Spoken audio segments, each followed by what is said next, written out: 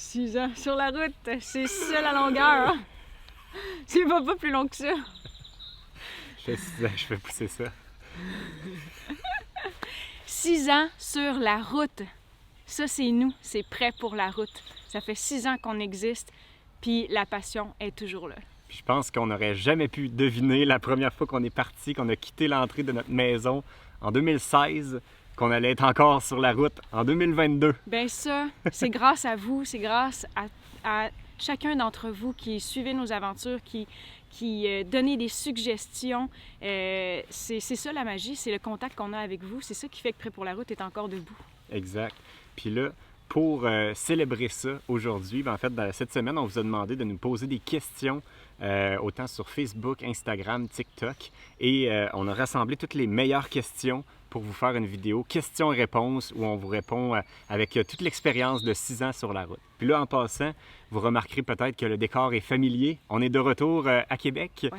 On a décidé de skipper la fin de notre petite aventure à travers les parcs nationaux parce que la température était ordinaire et on avait le goût de revenir au Québec, de voir notre monde puis d'en profiter. Mais parce qu'ici, la température était belle. Oui, il faisait super beau au Québec. Fait on a été tentés de faire un retour hâtif.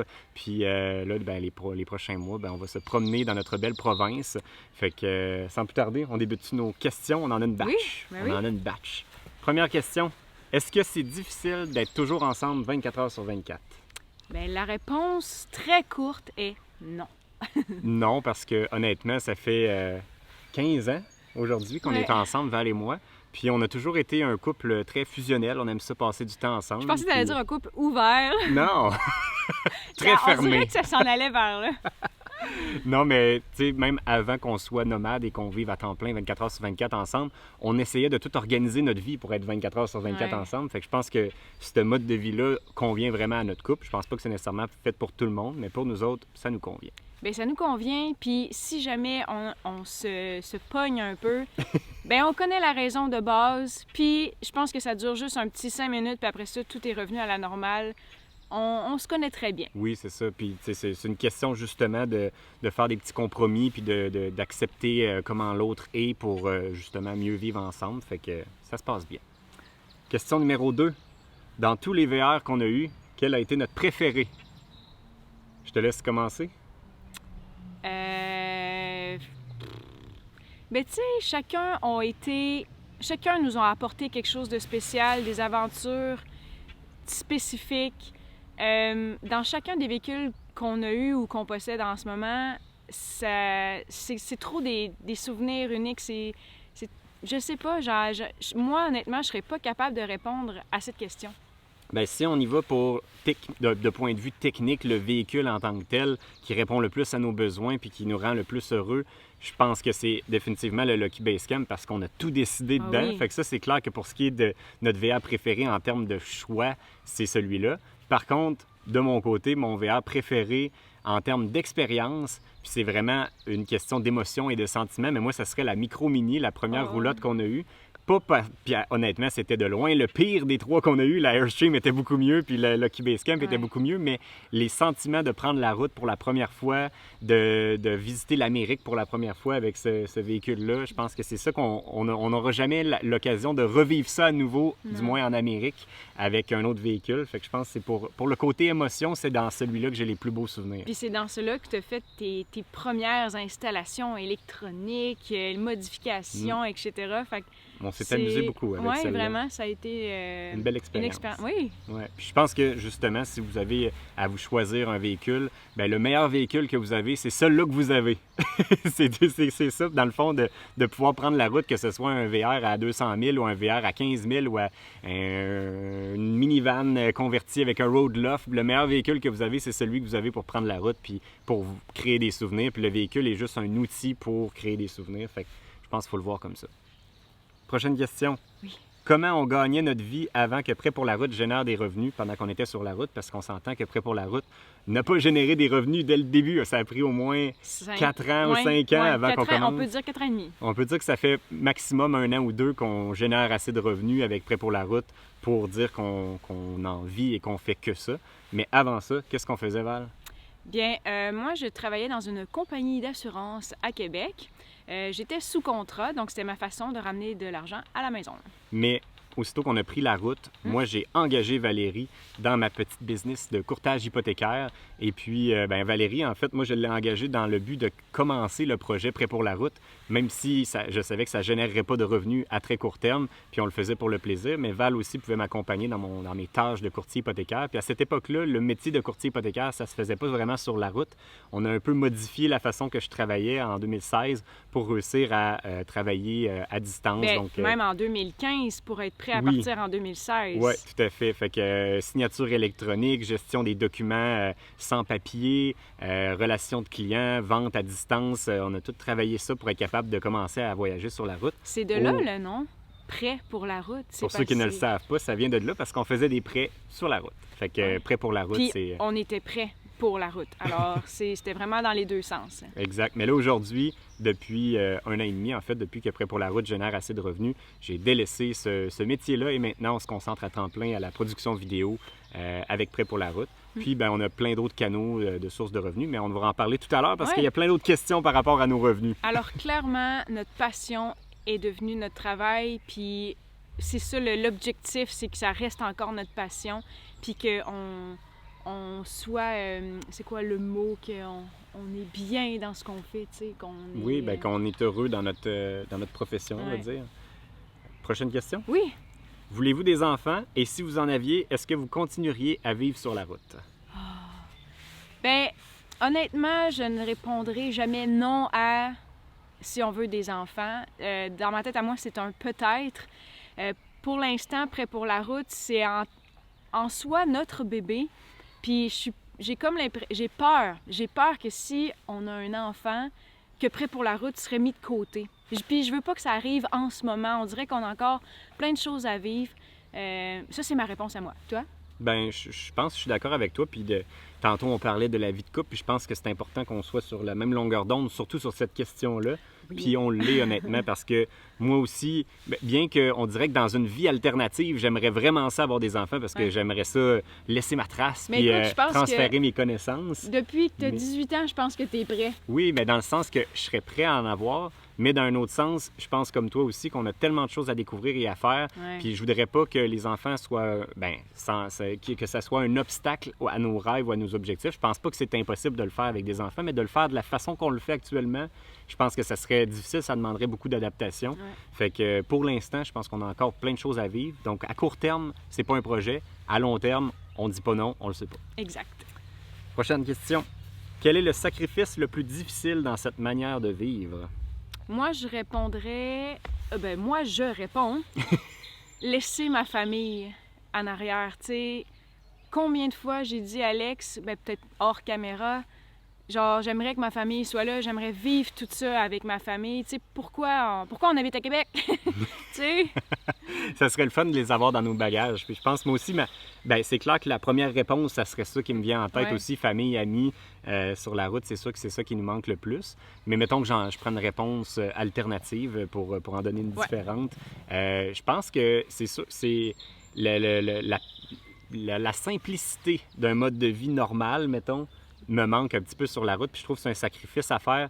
Pas tant le confort en tant que tel d'avoir son gros divan puis sa grosse douche, mais juste la simplicité de ne pas avoir à se casser la tête de à quel endroit on va dormir, à quel endroit on va aller faire l'épicerie, ma prochaine douche, trouver mon eau, puis tout ça. La planification est un petit peu lourde à long terme, puis je trouve que c'est un sacrifice de ce confort-là de la vie normale où on n'a pas à se casser la tête.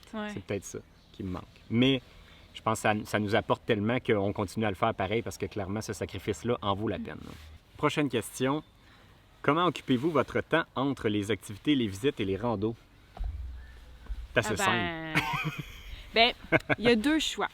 Soit qu'on passe du temps avec M. Bond ou on travaille. Oui, puis c'est principalement, en fait, ça peut être un combo des deux aussi, mais notre travail occupe une grande partie de nos aventures, surtout quand on est sur la route. Puis ça fait drôle parce que souvent, quand on part pour une nouvelle aventure, tout le monde nous dit bon voyage, bonnes vacances, mais en réalité, c'est plutôt le contraire pour nous. C'est quand on revient au Québec habituellement où c'est un petit peu plus relax. Quand on est sur la route, on a énormément de tâches avec toutes les différentes plateformes de médias sociaux.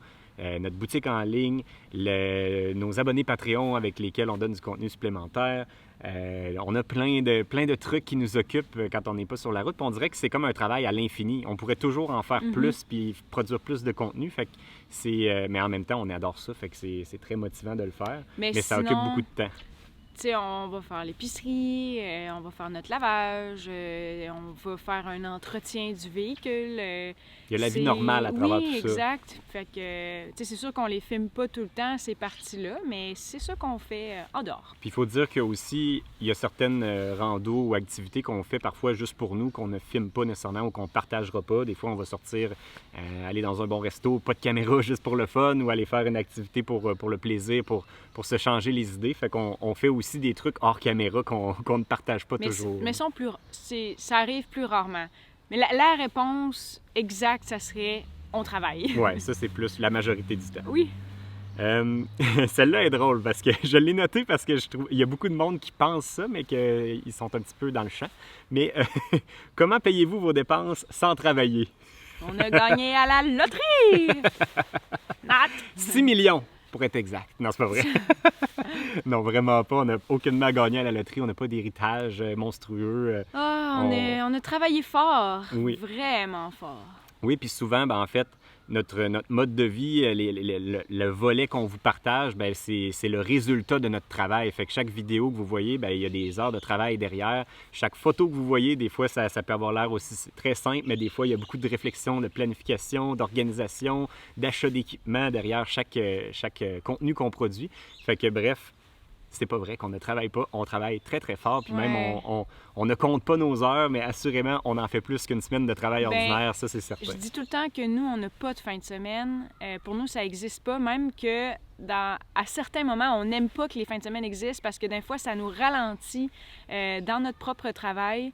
Mais ça va arriver qu'un jour de semaine, mettons un mercredi, on va prendre une journée où j'oblige Alex de me suivre dans les magasins. Fait que ça serait une journée de congé pour nous. Je pense que c'est important de conserver un bon équilibre. Puis aussitôt qu'on ressent de la fatigue, on en entend beaucoup parler sur les médias sociaux de la fatigue des créateurs, des burn-out, etc. Fait que je pense que c'est important de garder un bon équilibre. Puis je trouve qu'on le fait quand même bien. On y va à notre rythme. Quand on est tanné puis qu'on en a trop fait, on prend un break puis on essaie d'y aller vraiment à notre rythme puis ne pas se forcer à faire des choses que ça ne nous tente pas parce qu'on sait qu'à long terme, ça ne fonctionnera pas. Fait que nous autres, on vise toujours pour le long terme puis d'avoir du plaisir à le faire pour avoir le goût de continuer à le faire. Prochaine question. Comment planifiez-vous les prises de vue dans vos vidéos? Ça va dépendre. Si, comme par exemple, il faut montrer une église dans notre séquence, dans notre visite, je vais m'arranger pour qu'on voit l'église et on voit Alexandre passer devant. Donc, je vais essayer de trouver son plus beau profil. Puis ça... à l'église, pas à Alexandre!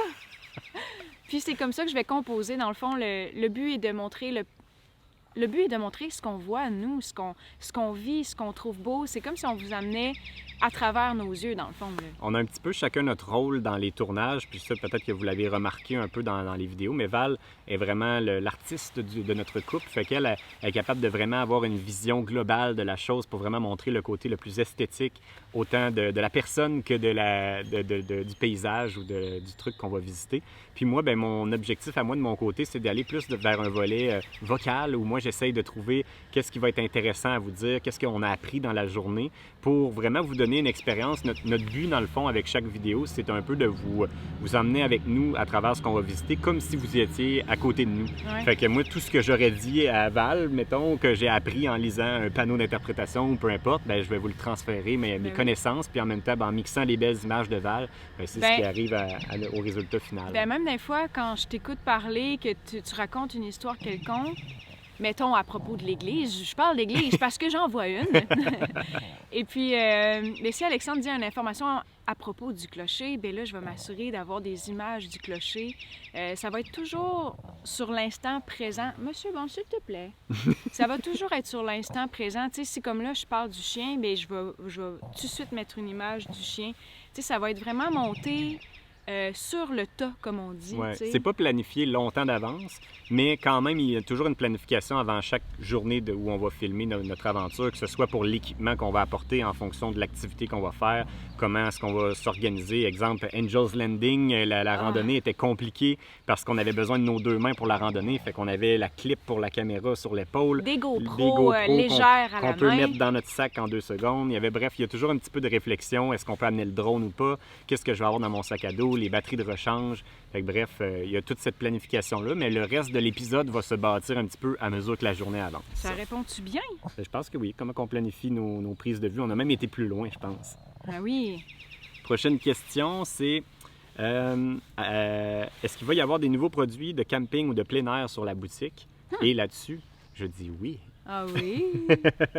Notre boutique en ligne, prêtpourlaroute.com/boutique, est en train de devenir tranquillement une source de revenus super intéressante pour nous, puis que ça nous permet de vous partager des produits qu'on utilise ou des, exemple, nos épices, notre livre. Ouais. Puis là, bientôt, on va faire des ajouts dans la boutique aussi avec des produits de camping et de vêtements plus adaptés à vos aventures. Fait que bref, surveillez ça, ça va s'en venir bientôt sur la boutique. Comment aménagez-vous vos journées de travail? Je peux dire qu'il n'y a pas une journée pareille. Moi, je suis vraiment plus productive de soir. Alors qu'Alexandre, lui, c'est le matin. Le matin, il aime ça, se concentrer. C'est ça, je pense que ta concentration est le matin, puis moi, est le soir. Oui, on a vraiment chacun nos moments dans la journée où on est plus efficace. Puis l'entre-deux, c'est là qu'il va se passer les tournages habituellement. C'est rare qu'on va filmer très tôt le matin ou très tard le soir.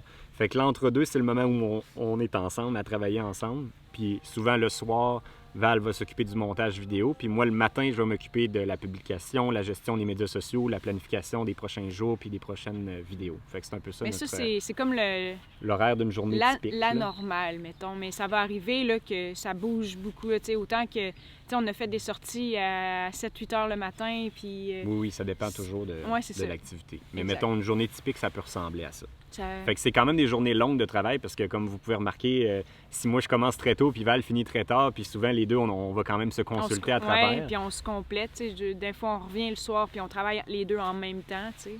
Fait que c'est ça. Ça varie beaucoup, mais un peu comme tous les travailleurs autonomes ou les entrepreneurs. Est-ce qu'on a déjà pensé à tout arrêter pour redevenir sédentaire? On y a pensé. En fait, même on y pense toujours un petit peu. Oui, mais à chaque fois, on se dit non. En fait, on serait pas capable. Puis le moment où on a le plus testé, du moins, de le faire, c'est pendant la pandémie où on pouvait plus voyager, on a loué une maison, puis ça nous a permis de retester à nouveau la vie sédentaire avec toutes les années d'expérience qu'on a eues sur la route. Puis ça nous a confirmé que c'était pas fait pour nous, du moins pas pour l'instant. Fait que pour l'instant, on continue à voyager sur la route. Puis, mais on le reconsidère tout le temps parce que c'est un mode de vie où on se questionne beaucoup. Ouais. On dirait, tu sais, le fait de voir des maisons différentes, des endroits différents, on s'imagine, si je vivais ici, ça serait quoi ma vie? Puis je serais-tu plus heureux ou j'aime mieux continuer à voyager puis à me promener? Mais je pense qu'on a trop la piqûre du voyage, de la nouveauté. Ça serait très dur pour nous de rester sédentaire. Oui, on va le faire. On va le faire, mettons, comme au Mexique, on est resté 3 mois dans une maison, puis ça, on a adoré, mais on savait qu'après ça, on était dû pour reprendre la route. Donc, c'est dur de s'imaginer de se trouver une ville, un pays où ce qu'on va rester vraiment à tout jamais. Oui, c'est très difficile. Dernière question de nos questions à développement. Oh. Est-ce qu'on serait tenté de retourner vers un VR plus gros comme la Airstream? Pas présentement, hein? Ça dépend parce qu'en fait, tu sais, comme on en a peut-être parlé un petit peu au début, là, quand on parlait de nos 3 VR, mais chaque véhicule est souvent spécifique à un type d'aventure en particulier. La Airstream était parfaite pour, exemple, nos aventures en Floride où les routes sont toujours très larges, c'est facile à voyager, les emplacements de camping sont tous adaptés à des gros véhicules. Mais je pense à notre dernier voyage où on avait des températures qui étaient toujours en bas de zéro la nuit, des routes peu commodes. À ce moment-là, je m'ennuie aucunement de la Airstream parce que c'était hyper stressant ces genres de situations-là avec la Airstream.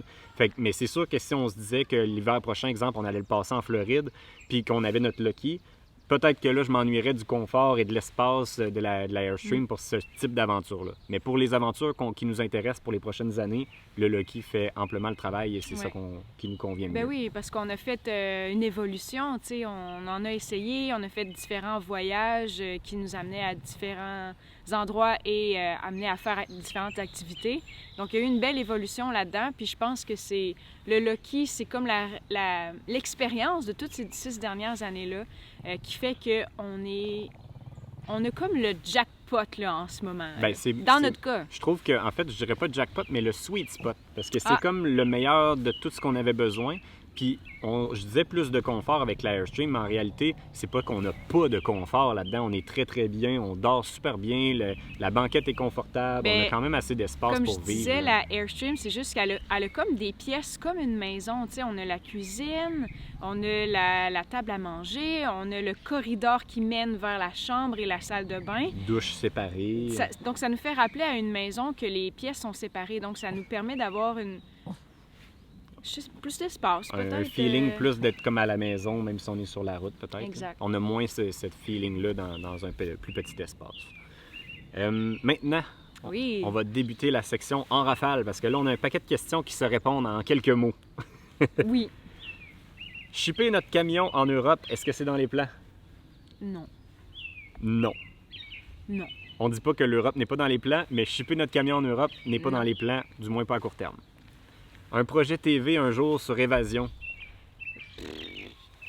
C'est pas dans les plans non plus. Pas à court terme, non. On aime bien produire du contenu sur le web, puis avoir vos réponses rapidement, vos commentaires, etc. Ouais. Pour le lavage, que faites-vous? Chaque place qu'on visite, sur Google Maps, je fais une recherche rapide de l'Androma. Donc pour ça, c'est facile. On prend 2 heures de notre journée et voilà, le lavage est fait. Le road trip qu'on a le plus aimé au Québec? La Côte-Nord.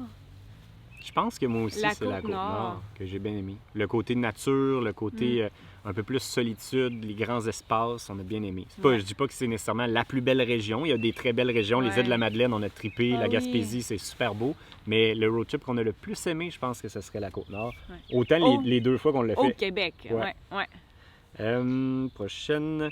Vos top destinations pour les amateurs qui n'ont que 2 à 4 semaines de congé en partant du Québec. Bien, c'est sûr qu'au Québec, Île-de-la-Madeleine, Côte-Nord, Gaspésie, c'est comme dans les classiques, mais je pense que sortir un peu des sentiers battus, les Laurentides, c'est super beau. Québec, c'est une magnifique ville. Ouais. Si vous voulez aller un petit peu plus loin, en Ontario, il y a des super beaux coins, la péninsule Bruce, Sandbanks. Ça se fait en 2 semaines. Oui. Même aux États-Unis, dans le Maine, il y a tellement de beaux endroits. Sinon, c'est ça, dans les maritimes aussi, c'est super beau. Nouvelle-Écosse. Mais ça, on les a. Nouvelle-Écosse, on l'a même pas fait. On l'a pas fait. Mais c'est dans nos prochaines Mais dans destinations, le sens assurément. que tout est possible. Il faut juste bien doser ce que vous allez visiter dans votre voyage, parce que c'est sûr, si vous en mettez trop, on vire fou, on n'a pas le temps, on n'est pas en vacances finalement. Non, puis 2 à 4 semaines, je n'irais pas non plus à 30 heures de route pour juste 2 semaines. Là. J'essaie, surtout avec le prix de l'essence en ce moment, j'essaierais d'aller vers une destination qui est plus proche, mais de prendre plus de temps pour en profiter, puis d'y aller tranquillement, surtout si c'est juste 2 à 4 semaines de congés et de vacances. Pas trop pacter ça, puis avoir du plaisir, c'est important. C'est quoi le plus gros avantage et désavantage de votre campeur? Je pense qu'un des plus gros avantages de notre campeur, c'est vraiment qu'il passe partout. On n'a jamais à se poser la question est-ce qu'on va passer, à part peut-être en hauteur, où il y a des fois quelques endroits où on doit surveiller la hauteur de notre campeur, mais sinon, c'est beaucoup moins de casse-tête à trouver des emplacements puis à voyager. Ça, c'est le plus gros avantage. Le plus gros désavantage, à ton avis, toi? J'irais avec le contraire. Ben, en fait, le désavantage qui vient avec l'avantage, c'est la grandeur. Donc, il est plus petit, moins d'espace, un petit peu de rangement et un petit peu plus de manipulation pour chaque chose, vu qu'on a moins d'espace. Mais c'est pas c'est pas c'est forcé, il fallait trouver une réponse. Ça ne vous manque pas des soirées entre amis? Comment je pourrais... J'aimerais avoir ces soupers-là mais en voyage, tu sais. Ouais. Ben moi, je dirais, ça me manque les soupers avec nos amis de Québec, mais on en fait des soupers Ouais. avec du monde sur la route. Ça nous empêche pas d'avoir des relations sociales un peu partout, pareil, avec d'autres gens qu'on rencontre sur la route. Fait que, ou des fois, nos familles ou nos amis viennent nous rejoindre en voyage. Fait que, Mais faut pas oublier que quand on revient, ben on en a des soupers d'amis. ben oui, on en a justement un tantôt. Ensuite, pensez-vous changer de continent pour les prochains voyages? Ben, la réponse est simple. Oui. Oui. Est-ce qu'on se réserve des temps seuls de temps en temps? Ben, est-ce que vous réservez des temps seuls de temps en temps? C'est rare. C'est rare que c'est même planifié. Tu sais, ça peut arriver quand on revient au Québec que tu ailles jouer au hockey. Ouais. Mais en voyage, C'est rare. on est tout le temps ensemble. À part si, exemple, je vais m'entraîner, faire une course ou faire une ride de vélo ou des trucs comme ça, mais sinon, on est pas mal toujours ensemble. Ouais. La plus belle route et la pire. La plus belle route, celle-là est quand même dure parce qu'il y a vraiment des belles routes qu'on a faites. Ouais. On dirait que j'ai de la misère. On dirait que celle qui me vient en tête, Ben- la première, parce qu'on vient de la faire il y a pas longtemps, mais à Ah Big ouais? Bend, là, les Chisos Mountain, là, c'était beau en tabarouette. Ouais. Mais Going to the Sun Road, Ouais. c'est beau. La route des glaciers, promenade Ouais. des glaciers, c'est magnifique. Ah, c'est Il y tough. en a là. À beaucoup. la Highway 1, là, on l'avait Ah aimé, oui, en celle-là Californie, aussi. c'est là. beau. Tu sais, il y en a aussi des routes qu'on se dit, ah, ça serait cool de faire en moto un jour. C'est même au Mexique, là, la fin de la route de Real de 14, là, à flanc de Ouais. montagne, là, c'était magnifique. Ouais. Il y a plein, en tout cas. Il y en Il y en a a beaucoup. beaucoup. C'est dur à trouver la plus belle. La pire, ben, je pense que tout le monde a peut-être une idée de quoi qu'on va parler. Ça a rapport avec des vaches, une à la fois, s'il vous plaît. On va laisser ça de même. OK. Où vous voyez-vous dans 10 ans? Ça, la réponse est simple. Aucune idée. Non. Ben, on ne sait jamais quelques mois d'avance, honnêtement. On est toujours prêt à tout changement, à tout virement de situation. Donc, c'est dur pour nous de planifier où est-ce qu'on se voit en 10 ans. Peut-être voyager encore. C'est drôle parce qu'avant d'avoir ce mode de vie-là, on n'aurait pas de répondu ça pantoute. Moi, j'avais tout un plan détaillé pour toute notre vie. Ah, bon. Mais depuis qu'on est sur la route, ça tient plus. On réévalue à chaque quelques mois et même quelques jours. Fait que ça se planifie à la dernière minute. ça. Si on avait 6 mois devant nous, est-ce qu'on irait au Mexique ou en Floride? Très simple aussi. Mexique parce qu'il nous en reste beaucoup à voir. Ouais. Est-ce que l'adaptation au Loki a été difficile? Pour ma part, non. Même chose pour moi. Non, parce qu'on a Hop. tout décidé dedans. Ben non, mais là- pas le Lucky. J'ai eu de la misère à m'adapter à la au première, au premier à la campeur. caravane portée qu'on a Ouais. eue. Ça, j'ai eu de la misère. Mais le Lucky, pas du tout, parce que là, on Ouais. passait de notre campeur qu'on n'aimait pas à quelque chose qu'on a tout décidé dedans. Ouais. Fait que ça n'a pas été dur du tout. Ben, la dernière question en rafale est entre Dodge et Ford, lequel préférez-vous?